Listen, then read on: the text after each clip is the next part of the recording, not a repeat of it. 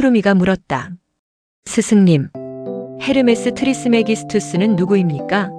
오컬트를 공부하다 보면 반드시 만나게 되는 이름 같습니다.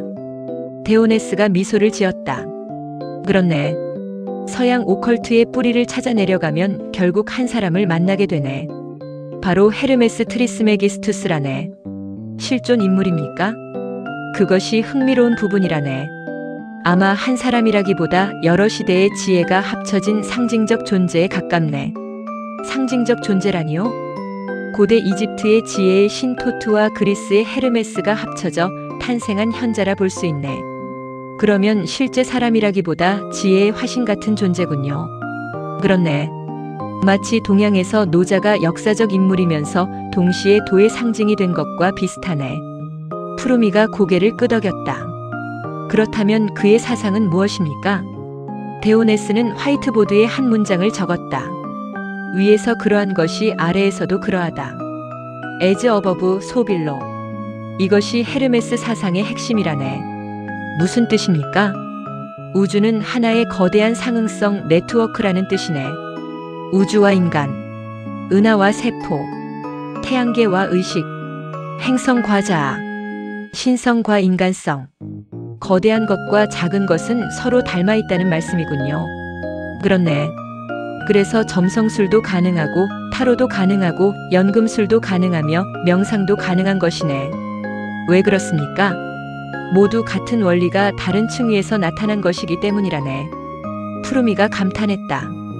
마치 관념만 같군요. 바로 그 점이라네. 헤르메스 철학은 거대한 우주 관념망 이론이라고 볼 수도 있네. 데오네스가 다시 적었다. 헤르메스 7원리 1. 정신성 원리 2. 상응성 원리 3. 진동 원리 4. 극성 원리 5. 리듬 원리 6. 인과 원리 7. 성별 원리. 이것은 후대 헤르메스주의자들이 정리한 가르침이라네. 하나씩 설명해 주십시오. 좋네. 정신성 원리. 우주는 의식적이다. 물질도 결국 의식 안에서 경험되는 현상이라네. 상응성 원리. 위와 아래는 서로 비춘다. 인간은 우주의 축소판이라네. 진동 원리. 모든 것은 진동한다.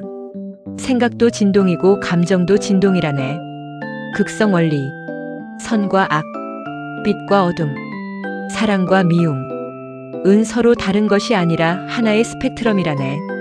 온도계에서 영화와 영상이 같은 눈금 위에 있는 것과 비슷하군요.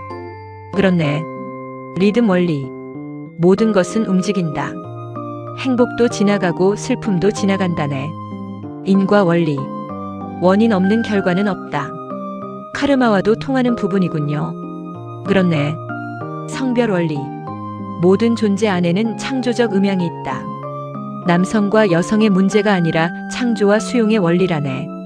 푸르미는 잠시 생각했다. 스승님, 그렇다면 헤르메스 철학은 결국 무엇을 말하려는 것입니까? 데오네스는 하늘을 바라보았다. 한 문장으로 말할 수 있네. 인간은 우주와 분리된 존재가 아니다. 오컬트의 핵심도 이것입니까? 그렇네. 진짜 오컬트는 미래를 맞히는 기술이 아니라네. 자신이 우주의 일부임을 깨닫는 공부라네. 그러면 연금술도 같은 맥락입니까? 물론이라네. 많은 사람들이 연금술을 납을 금으로 바꾸는 기술이라고 생각하네. 하지만 헤르메스 전통에서 진짜 연금술은 무지를 지혜로, 두려움을 자유로, 분열을 통합으로 바꾸는 과정이라네. 영혼의 연금술이군요. 그렇네. 데오네스가 웃었다. 그래서 오컬트를 공부하는 사람들은 종종 금을 찾다가 자신을 발견하게 되네. 좋은 일 아닙니까? 물론 좋은 일이지. 다만 문제는 대부분 금을 찾으러 들어갔다가 책만 500권 더 사게 된다는 것이네. 푸르미가 웃음을 터뜨렸다. 스승님도 그러셨습니까? 그렇네. 헤르메스의 첫 번째 마법은 사람을 도서관으로 소환하는 능력이라네. 그러면 두 번째 마법은 무엇입니까? 책을 다 읽어도 아직 시작도 안 했다는 사실을 깨닫게 만드는 능력이라네. 푸르미는 하늘을 올려다보며 미소를 지었다. 그 순간 그는 어렴풋이 이해하기 시작했다. 헤르메스 철학은 미래를 예언하는 학문이 아니라 우주와 인간이 서로를 비추는 거울임을 깨닫게 하는 철학이라는 것을. 그리고 진정한 마법은 세상을 지배하는 힘이 아니라 자신을 이해하는 힘이라는 것을. 데오네스가 마지막으로 덧붙였다. 푸름이여.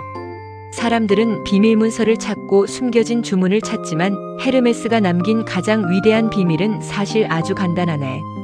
무엇입니까? 그대 자신을 알라. 그건 델포이 신전의 말 아닌가요? 그렇네. 하지만 수천 년이 지나도 여전히 가장 어려운 수행이기도 하지. 왜 그렇습니까? 남의 운세는 잘 보면서 자기 마음은 잘 못 보기 때문이라네. 푸르미는 크게 웃었다. 그 말씀은 오컬트계의 영원한 진실 같습니다. 그렇네.